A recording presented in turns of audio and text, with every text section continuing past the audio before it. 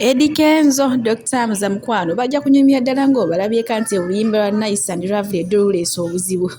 Tamusitudde mu ntebe bannaye bijja kunyuma ng'obirabyeko Arthur Kayima naye muyina mu maaso awo olina kyabagamba ate edda oluyimba kibuubu olwa Phoebe mukwano abantu batandise oddogererako amafuukule mu vidiyo mbuyina mu maaso awo saagala kutokomoka mugambo ate ye munange nanyirira kabaka mwanga naye muyina alina kyabagamba awo kansubire muri bulungi babimbasa vidiyo mugimpereka like era nensaba mukwano gwe na kusubscribe kwano kubuliza nisha Suvia News timukwano subscribinga era nyigende mu notification bell oleme kusubwanga buli kimu kyonna kyembeera nteekayo ate era mukwano sinza kuwa kwebaza gwe ne ya subscribe kwano kubuliza nisha Suvia News timukwano webale.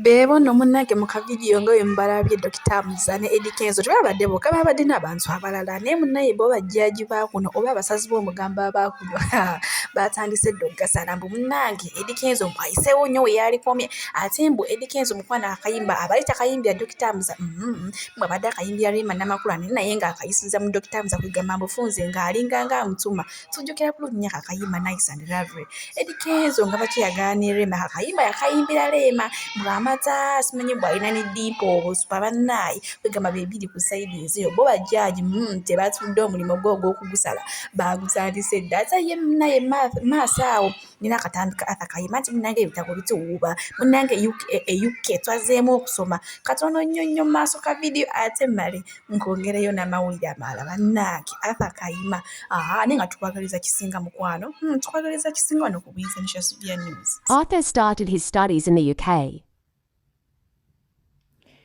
Musajja wattu tamanyi na kumanya nti ndi wano mukwata. Kati ng'omuntu ng'ava eri ng'atandika okuwala n'omuntu tomumanyi. Kasajja kattu kalabe tikalina na mutawaana naye ng'ekikulu ekiriwo ebitabo byatandise. Ebitabo byo byatandise kyoba olaba kati ne bwenjogerera wano ne bwenjasama ne bwenjayuya tasobola kumanya nti ndi wano. Ebitabo byatandise. Kasajja kattu kaasuze tekeebase kali mu kusoma. Hey! Ai.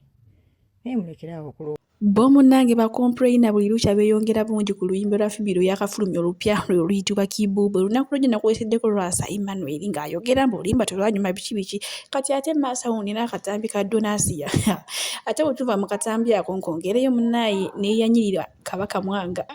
Yewe nange doni okyali ku oyo neno ne Phoebe yafulumiza oluyimba kibuubu walulabye naluwulidde nedda kati olaba ssaawa zino pressure ya media gyali naye ajja kukakkana mwalabako bakeko by the way keko mwalabako bakatiiti katikitiki kati mu bufunze pressure ya media shadi ya bwoba tokakkanye otambulira ku peesi y'abantu naye bukeera kumakya ne bakuvaamu lumu n'ofuuka scrap kwe basimuulira ebigere.